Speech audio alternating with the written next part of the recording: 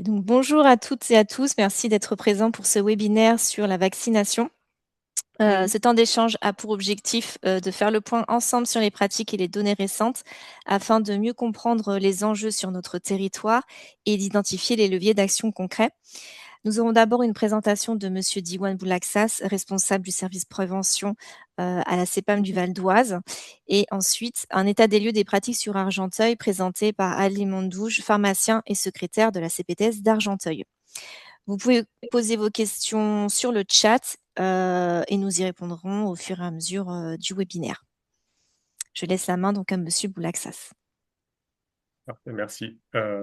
Alors, je vais partager mon écran. Déjà, merci pour cette invitation et pour parler du sujet de la vaccination qui effectivement est particulièrement important au niveau du Val d'Oise et encore plus, on le verra juste après pour Argenteuil. Ce que je vous propose, c'est de voilà, revenir un peu sur les chiffres à disposition à date concernant la campagne de vaccination 2025-2026. Donc, nos données s'arrêtent en février 2026, qui correspond donc à la fin de la campagne de vaccination. Elles seront quand même amenées à évoluer, puisqu'il y a toujours voilà, un petit delta entre la fin de la campagne et les données vraiment arrêtées et consolidées. Néanmoins, les ordres de grandeur correspondent à la réalité de ce qu'a été du coup cette campagne sur le territoire. Alors, un premier constat déjà au niveau de l'Île-de-France, c'est qu'il y a une progression marquée au niveau de tous les départements par rapport à la campagne 2024-2025. Alors, cette évolution, elle est plus ou moins marquée. Il y a effectivement certains territoires qui ont connu une progression en termes de couverture qui a pu aller jusqu'à 10 points, donc qui était particulièrement importante. Au niveau du Val d'Oise, on a également connu cette progression. Elle se situe plus aux alentours de 5 points, donc il y a il y a une véritable amélioration en termes de couverture par rapport à la campagne précédente.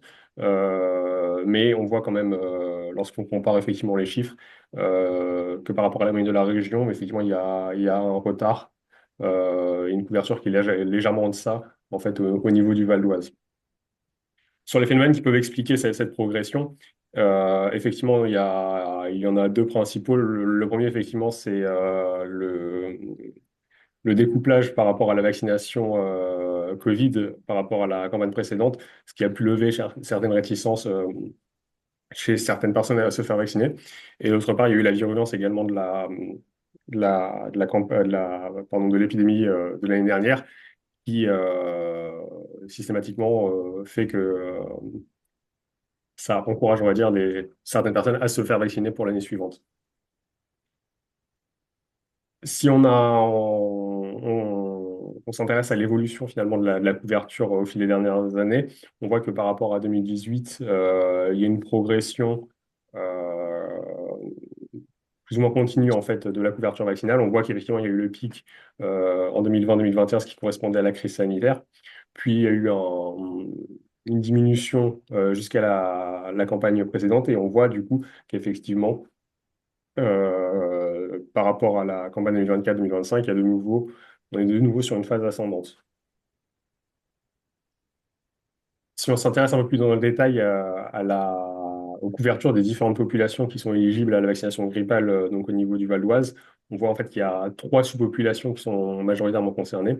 Donc il y a la première, la population des 65 ans et plus. La deuxième, celle des ALD de moins de 65 ans.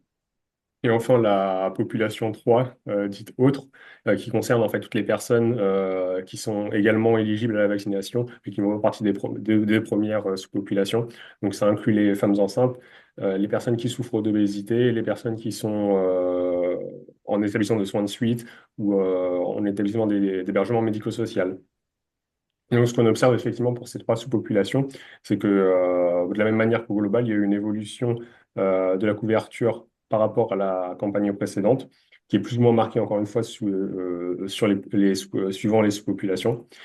Le chiffre effectivement qui est plus préoccupant concerne la sous-population 2, donc les personnes en NALD. On voit qu'en fait, le taux de couverture est très en deçà de la moyenne globale et bien en deçà de ce qu'il faut pour avoir une couverture vaccinale satisfaisante. Et c'est comment dire, c'est un retrait de la vaccination sur cette sous-population. Mais c'est voilà une population pour laquelle il y a un vrai enjeu sanitaire en termes de vaccination, mais qui pour autant, effectivement, euh, reste la cible la plus en retrait par rapport à ce programme-là. Je voulais également voilà, faire un petit focus sur la situation de la vaccination chez les femmes enceintes. On voit qu'il y a une situation qui est assez hétérogène au niveau de l'Île-de-France. Là, vous pouvez observer qu'il y a tous les chiffres en fait pour la campagne 2025-2026 au niveau des différents départements de l'Île-de-France.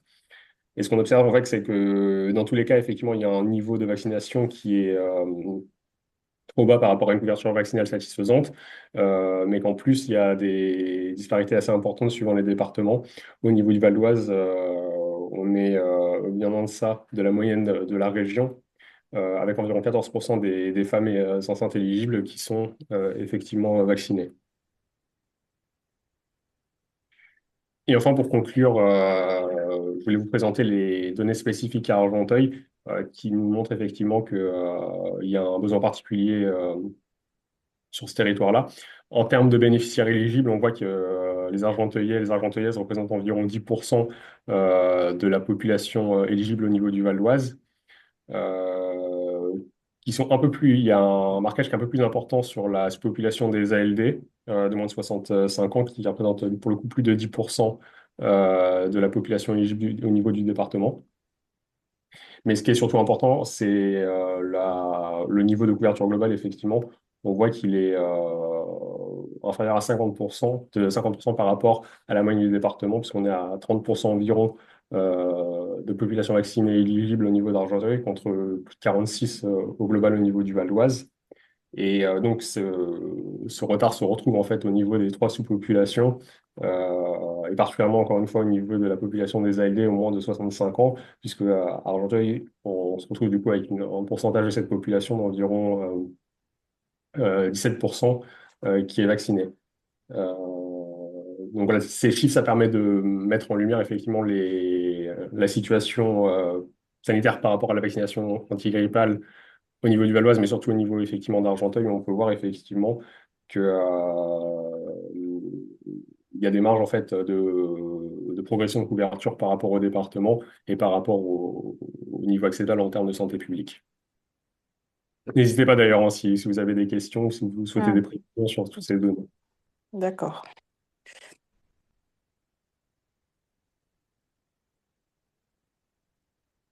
Eh ben, merci, Monsieur Boulaksa. Est-ce qu'il y a des questions? Marie Doumsi, est-ce que vous avez des questions? Adli? Non, c'était clair. Oui, non, pas pour l'instant, ça va. D'accord. Bon, il Dans y a ce du cas, travail à faire, quoi, sur Argenteuil. Exactement. dans ce cas, on va passer à la seconde partie. Et je laisse la main donc à Adli. Vous voyez bien l'écran? Ouais. Si tu peux le mettre en plein écran, si c'est possible. Oui. Génial. C'est parfait. Après la faire. Euh, donc, quelques petits chiffres pour commencer, des indicateurs clés. Comme tout à l'heure, on a vu avec la CEPAM, les indicateurs sur la couverture et le taux de vaccination. Ça, c'est d'autres indicateurs comme le taux de pauvreté. Sur Argenteuil, on est à 27% contre 17,7% sur le Val d'Oise. La part de la population de moins de 30 ans est à 42% et la part des familles monoparentales est à 20,7%.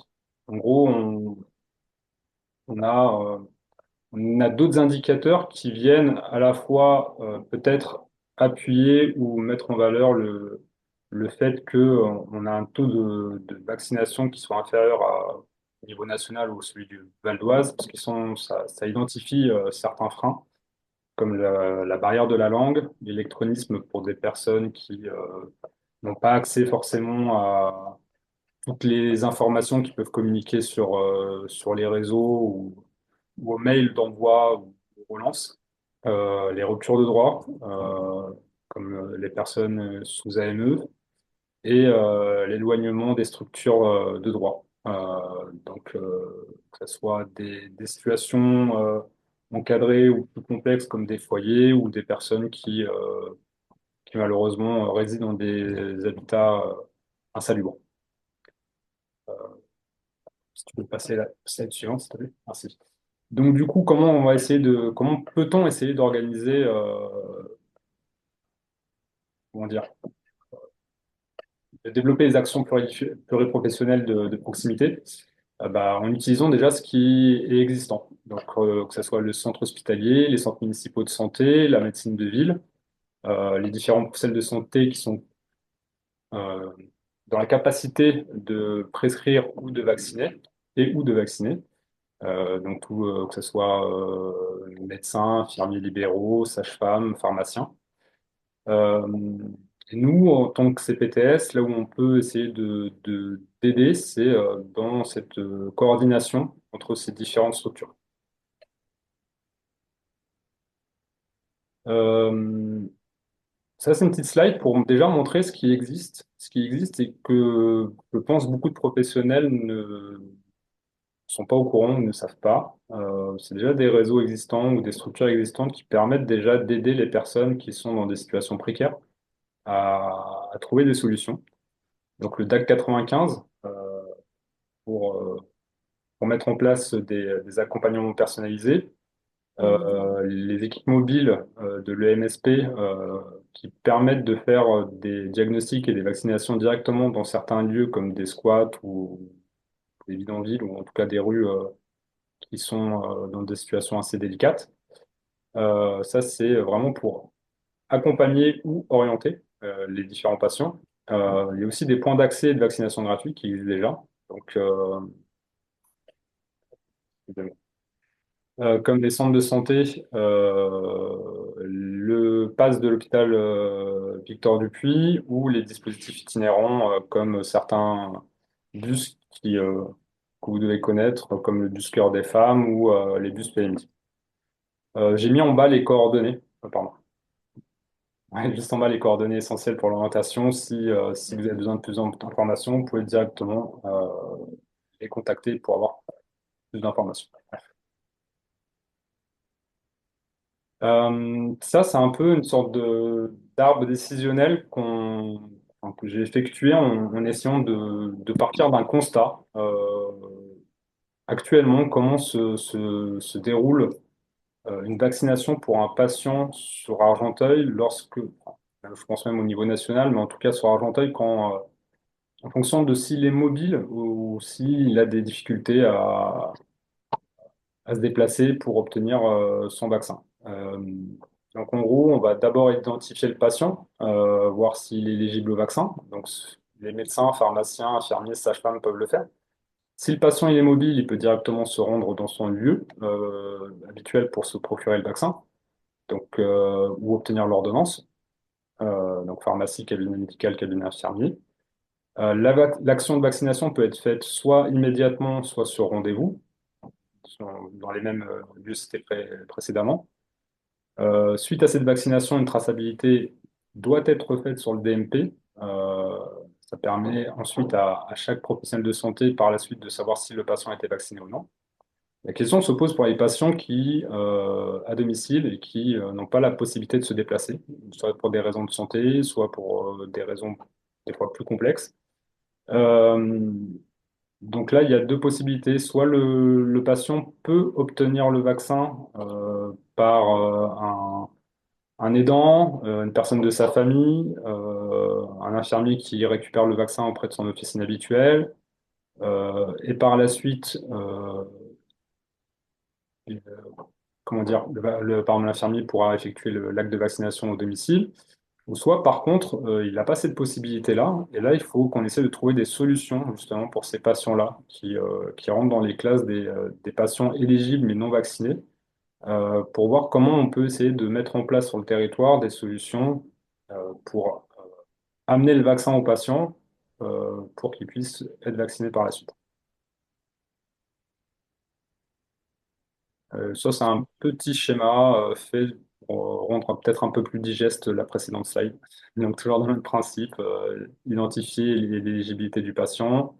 S'il est mobile, il se rend soit à l'officine pour récupérer son vaccin, et ensuite il se fait vacciner soit à l'officine, soit chez son médecin traitant, soit chez l'infirmier.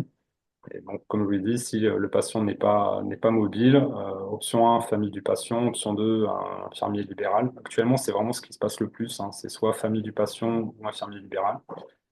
Option 3, pharmacie. Alors ça, c'est assez rare, enfin, dans des villes comme Argenteuil, c'est assez rare que le pharmacien se déplace chez le patient pour faire le vaccin pour une question de manque de temps et de disponibilité. Et j'insiste sur l'importance de tracer la vaccination sur le DMP, euh, un outil qui est assez fantastique en France, mais qui malheureusement est sous-exploité ou qui rencontre des problématiques ou des contraintes, on va dire, de fonctionnement, dans le sens où, apparemment, en officine, euh, avec une carte CPE, on peut pas consulter le DMP d'un patient, avec une carte CPS, oui. Alors ça, c'est des problèmes on va dire, de CNIL et de sécurité des données. Espérons qu'on puisse trouver une solution à moyen long terme, mais on va essayer de trouver d'autres solutions sinon pour pouvoir tracer l'injection du vaccin auprès du patient. Voilà. Merci Ali pour cette présentation. On peut passer aux questions s'il y en a. Euh, Moi, j'ai juste une question pratique. On a le droit, nous, pharmaciens, de se déplacer au domicile des patients pour vacciner? Par exemple, les patients qui ne sont pas mobiles, justement. Euh, Allô? ouais, Oui, ouais, on peut? Sans... tu as créé un trou béant dans. Non, juste, Ouais, bon, je l'ai pour déjà moi, fait, mais parfois je me pose la question, est-ce que légalement on peut en se effet. déplacer au domicile du patient, faire la vaccination? En soi, légalement, si tu as une réponse juridique, je ne serais pas même incapable de te dire si oui ou non c'est possible ou pas. Ouais. Après, je pense que éthiquement parlant, ça ne pose, je pense que personne t'en voudra d'avoir fait ça parce que si tu respectes bien sûr les conditions d'hygiène, de transport, Ouais. des produits froids et autres, et que tu permets à une personne qui de base n'aurait pas eu son vaccin d'être vaccinée et qui est éligible, personne, je pense, ne te le reprochera. Je ne Mhm. sais pas si quelqu'un dans l'Assemblée a un retour juridique de ça, mais je pense pas que ça puisse porter Ouais. préjudice quelconque, quoi. Monsieur Mais du coup, Boulaxa, vous avez la réponse à cette question? Sinon, on pourra peut-être la poser et revenir vers vous, Marie. oui, oui, oui. Oui. Justement, là, je sollicitais un collègue euh, par rapport à cette question. Si j'ai un retour, bah, j'essaie de vous la fournir avant la fin de ce webinaire. Mais sinon, je reviendrai vers vous et vous pourrez transmettre du coup effectivement l'information. D'accord. Il y avait une question qui a été posée aussi sur est-ce qu'il y avait, attendez que je retrouve la question. Hop. Connaître les actions sur le territoire concernant la vaccination. Alors ça, c'est des actions qui sont en train d'être mises en place. Euh, alors on a différentes pistes d'idées. Une de nos pistes, c'était de faire des consultations de carnet de santé pour voir justement faire un état des lieux, trouver un lieu où il y a de forts passages, un flux important de patients et de les prévenir en amont et voilà, qu'ils puissent venir avec leur carnet de santé, avoir différents professionnels de santé face à eux, soit infirmiers, médecins, sages-femmes, pharmaciens, et de faire un petit état de justement où ils en sont dans leur vaccination. Donc en termes général, hein, pas que vaccination grippale et voilà, de leur remettre peut-être un reçu avec voilà, les vaccinations qui doivent être faites et les orienter donc ensuite vers leur professionnel de leur choix pour qu'ils puissent effectuer leur rappel. Donc ça déjà, c'est un premier pas de sensibilisation qu'on essaierait de mettre en place. Le DAC avec plus... Alors, il y aura la semaine de la vaccination prochainement, donc avec un dispositif qui sera porté par la ville d'Argenteuil. On n'a pas encore les lieux précis et les dates sont encore à se préciser, mais ça sera enfin, ça sera fin mai, où il y aura une action sur la semaine de la vaccination. on pourra vous en informer un petit peu plus lorsqu'on aura des précisions sur cette action. Et après la question, c'était, bon, c'est vrai le but un peu de ce webinaire, c'était de trouver, en fait, de pouvoir discuter avec les différents professionnels. Parce qu'en fait, j'ai l'impression que la plupart des professionnels de santé se disent, bon, vacciner, je le fais déjà. J'ai pas l'impression qu'on se dise, ouais, qu'est-ce qu'on peut faire de plus pour augmenter cette couverture vaccinale? Puisqu'en fait, les chiffres sont là, les faits sont là. On est sur des statistiques qui sont inférieures à celles nationales et à celles du Val d'Oise. La question, c'est voilà, de se dire comment peut-on faire à notre niveau pour essayer d'augmenter euh, cet état de couverture vaccinale.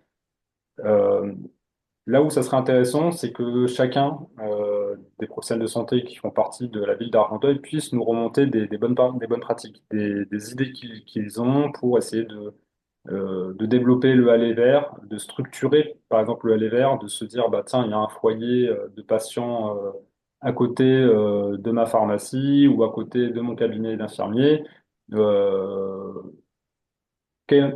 voilà, déjà faire un état des lieux, de se dire, voilà, dans ces patients, qui est vacciné, qui est éligible, et s'ils ne le sont pas, comment essayer d'améliorer cette couverture en les aidant, en se déplaçant, en se disant, on va mettre une demi-journée, une matinée, et on va sensibiliser, prendre un rendez-vous d'1 heure pour que l'ensemble des patients puissent se faire vacciner. Et rien que comme ça, en fait, par des petits pas, des petites étapes de proximité, on peut essayer d'améliorer de manière assez significative la couverture. Et ça, c'est pour les personnes, on va dire, à mobilité réduite ou personnes âgées. Mais comme l'a dit M. Boularsa, les ALD, les patients sous ALD, je pense que là-dessus, pareil, on ne communique pas assez. Soit ils ne sont pas au courant, soit nous, on ne fait pas l'effort de les inciter à se faire vacciner contre la grippe, alors que c'est une population cible et c'est une population qui a besoin d'être vaccinée contre la grippe. Alors, il y a Marie qui lève la main. Oui. Non, Oui, c'est Marie bon. Pénicaud. Marie Pénicaud. Bonjour. Ben moi, j'ai particulièrement réagi sur la traçabilité parce que moi, donc, je suis médecin généraliste, hein, et en fait, nous, on se pose régulièrement la question de savoir où en est notre patient. Enfin, si on a le temps en fin de consultation, on va aborder ça. Et en fait, eux, ils savent pas. Donc, pour l'instant, on commence simplement au centre de santé à consulter le DMP. Mais je voulais savoir où est-ce que en sont les pharmaciens sur l'utilisation du DMP et comment ça se fait habituellement. Ok.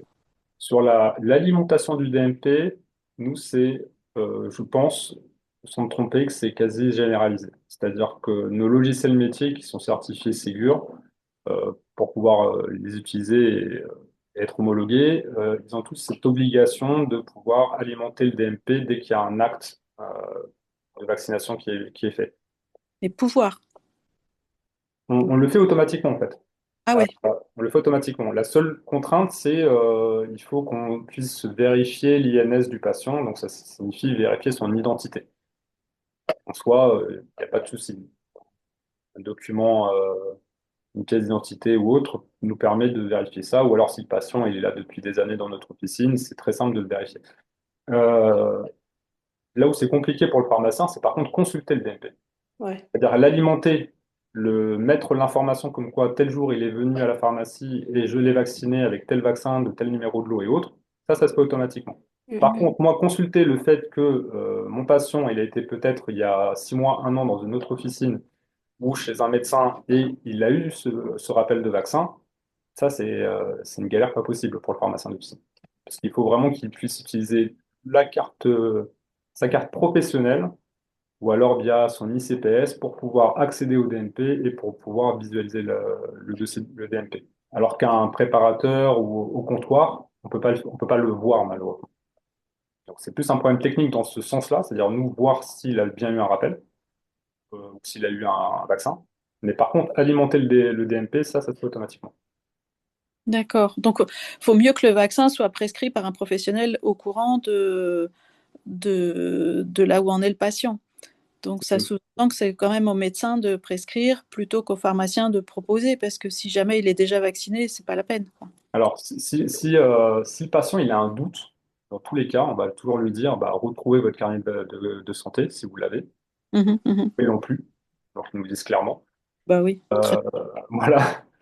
Et après, c'est vraiment aussi, c'est du cas par cas, c'est-à-dire que la personne qui est catégoriquement sûre qu'elle n'a pas eu son vaccin, qu'elle n'a pas fait son vaccin contre la méningite ou autre, après, c'est toujours fonction des études qui sont soumises. On a des labos qui nous disent, bon, si le patient ne sait pas s'il a eu ou pas sa dose de rappel, on peut faire une dose de rappel. Voilà, des études ont montré qu'il n'y avait pas de risque et autres. oui, oui, oui, c'est Dans ces cas-là, voilà, on peut y aller. Mais si par contre le patient il a un doute, il sait plus, peut-être qu'il l'a fait, peut-être qu'il l'a pas fait, là dans ce cas-là, oui, on réoriente vers le médecin. Enfin, en tout cas vers son médecin traitant, pas vers n'importe quel médecin. Et oui. Et le médecin traitant, donc je me place de mon point de vue, ben, si c'est pas nous qui l'avons fait, on le sait pas forcément. Ah Et oui. donc là, ça devient confus. Et donc d'où l'intérêt de vraiment d'utiliser les fonctionnalités du DMP parce que logiquement, c'est là où il y aura le plus d'infos. Enfin, sur les vaccinations récentes, parce que ça n'existait pas. Ouais, après, je suis un convaincu là-dessus. On a un outil qui est Ouais. en soi Mais bon, formidable. Et maintenant, il faut essayer de l'adapter c'est ça. sur le terrain. Hmm. Et nous, donc au centre, on a accès au DMP, mais à certaines heures, par exemple, parce que le matin, la connexion se fait pas bien. D'accord.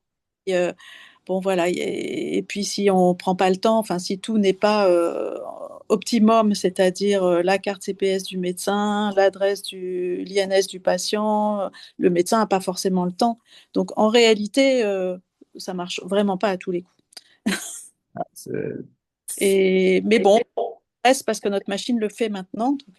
Donc, voilà, ça vient tout doucement, mais pour ça qu'on essaie de monter un peu, entre guillemets, ouais, crescendo sur la vaccination au sein de la CPTS. C'est dans le sens où, oui, partons déjà sur quelque chose de récurrent, régulier comme la grippe.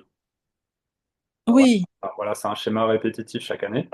Et, ouais, élargissons petit à petit ensuite sur la couverture vaccinale en général ouais, pour essayer de sensibiliser les patients de la ville, quoi. ouais, ouais.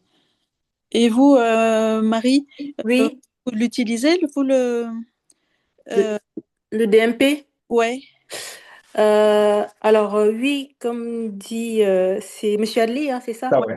Oui, oui, tout à fait. Il a vraiment mis l'accent sur ce qu'on fait au quotidien. En fait, le DMP est alimenté automatiquement avec la carte vitale, hein. Et l'acte de facturation, ça alimente le DMP.